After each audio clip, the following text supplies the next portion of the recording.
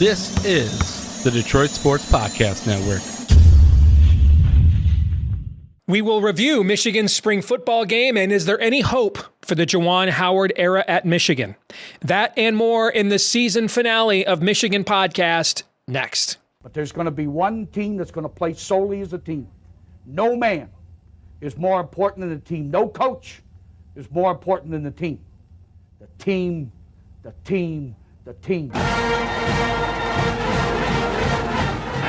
Looks deep for Anthony Clark.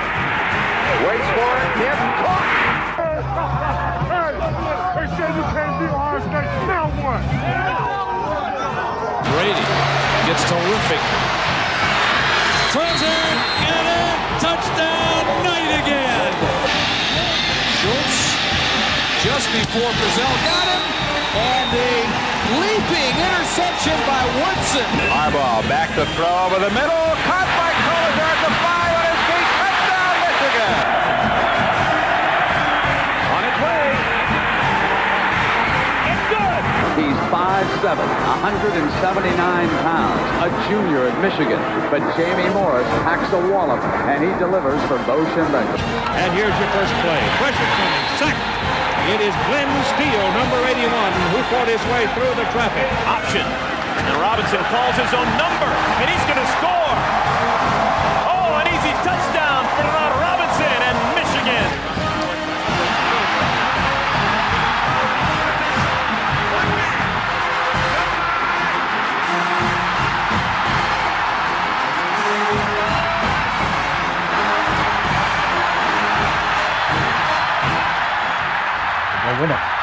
We're going to win the championship again because we're going to play as a team. And when we play as a team and the old season is over, you and I know it's going to be Michigan again. Michigan.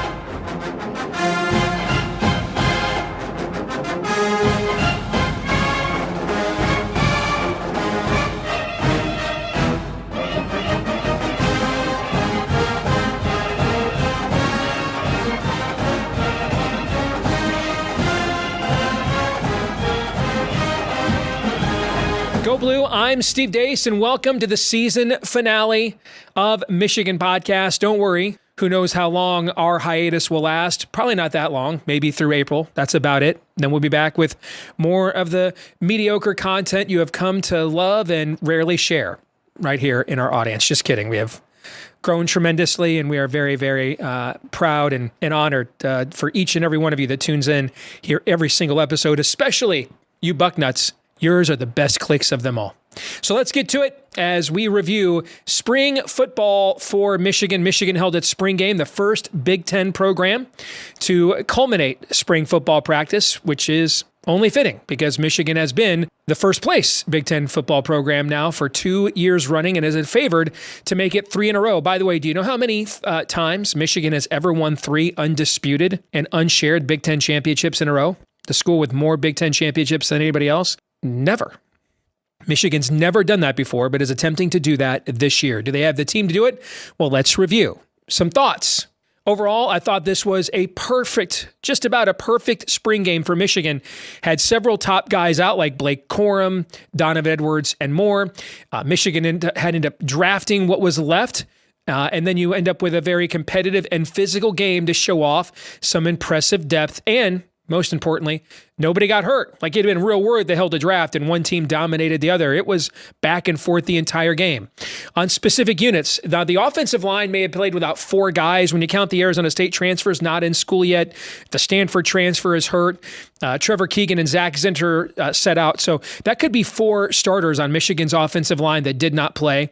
And then you end up dividing what was left with the draft. So you don't have the kind of cohesion up front that you would want. And you could see that, especially with pass protection, man. The defensive coordinator, Jesse Mitter, didn't show much mercy. I mean, they were still blitzing a ton in the game, and every quarterback other than J.J. McCarthy was live. And then probably after the game was kind of hoping that wasn't the case, particularly Jack Tuttle, because Michigan's defensive front and pass rush was pretty unblockable most of the game. Let's talk about them next.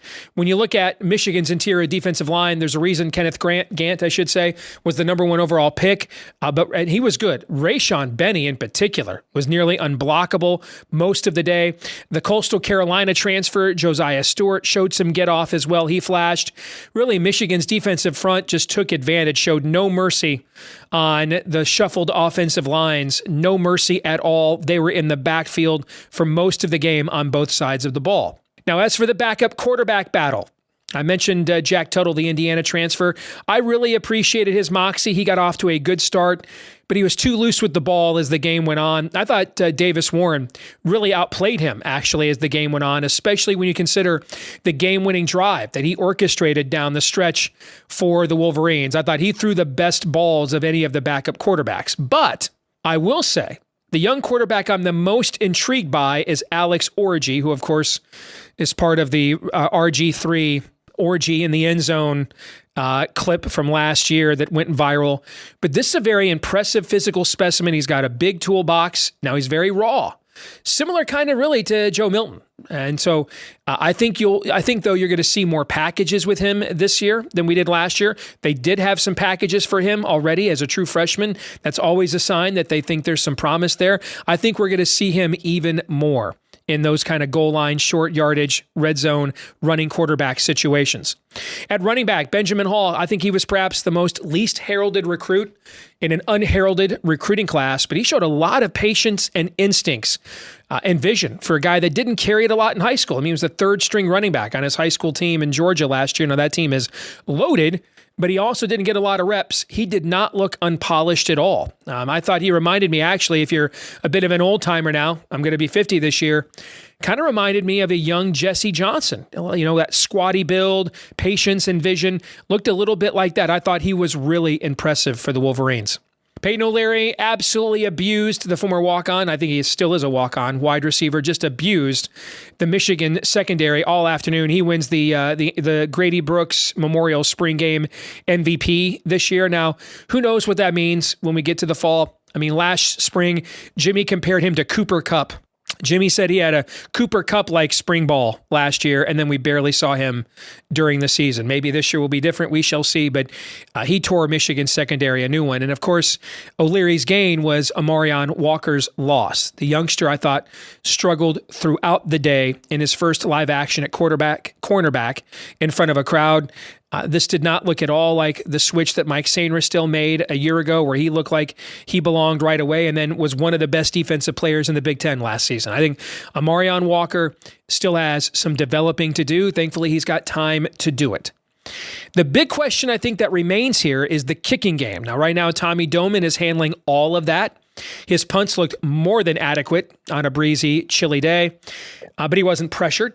We didn't see him attempt really any meaningful field goals at all, and he's taken over for arguably the greatest kicker in Michigan history in Jake Moody, and right now he is slated to handle all of the kicking duties. So there's a lot riding on him, because overall, there were a lot of impressive athletes that were on the field for this one. Lots of guys that pass the eye test, a lot of depth in this program. This is a football program that is humming right now.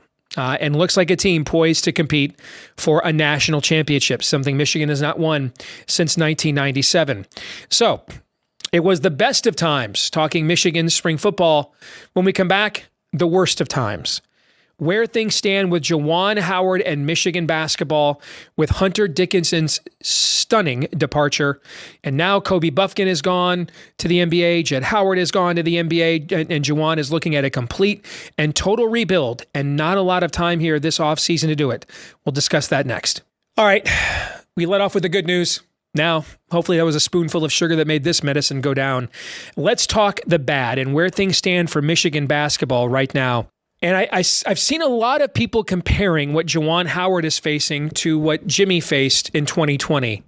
And I want to spend a few minutes talking about why they're nothing alike.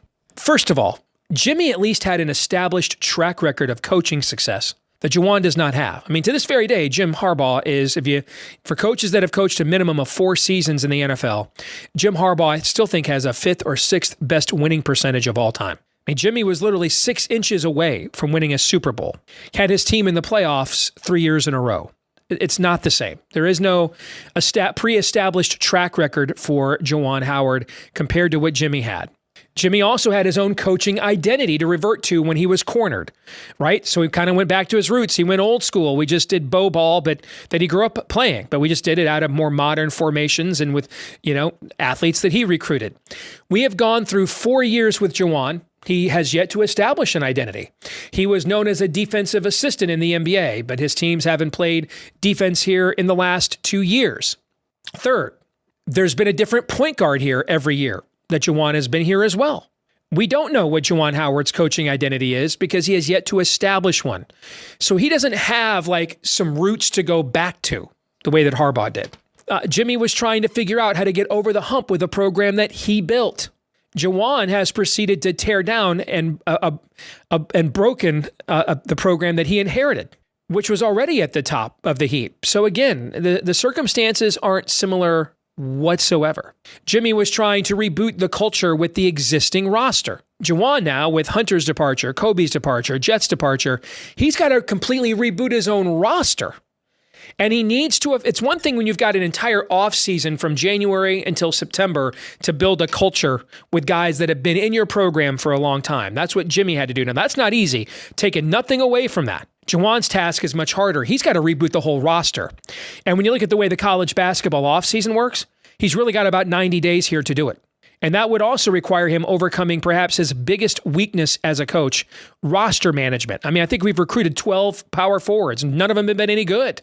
So he's got to master what has mastered him, and he's got to do it right now, roster management. And he's got about 90 days. I mean, this roster's got to be in place by July 1. That's it. And we're off. And what you've got is what you've got. Good luck. I don't think it's the same thing at all. I don't. What Jimmy did here to reinvent himself, it's one of the greatest coaching turnarounds in recent college football history. However, what Juwan has in front of him, that's an even taller task. I mean, I wish him well. I loved him as a player. I want him to be successful.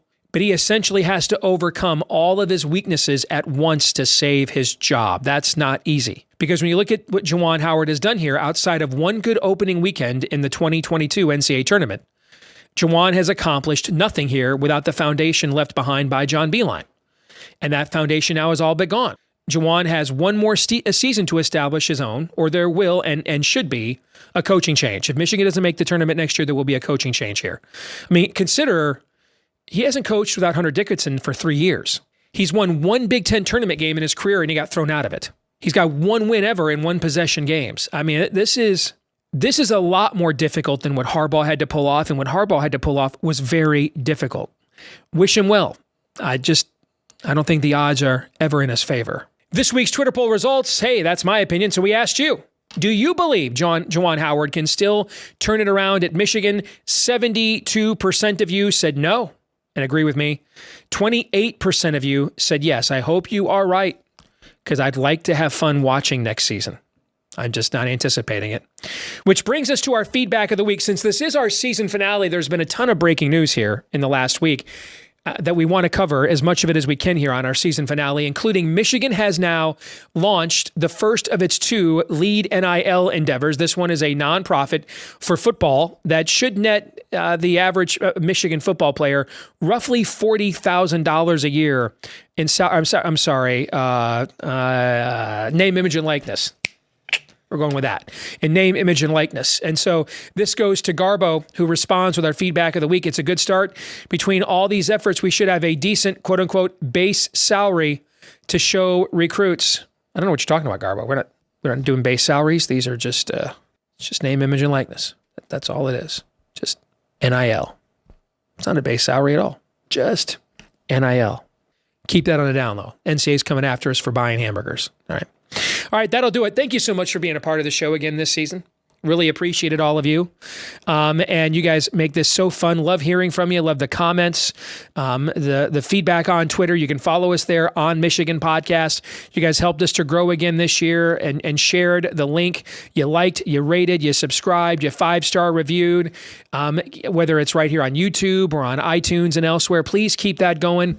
We will be back with a new season before you know it. The college football preview magazines will be out before you know it. Juwan Howard's going to have a roster or not before you know it. So be patient. Enjoy a little bit of time off.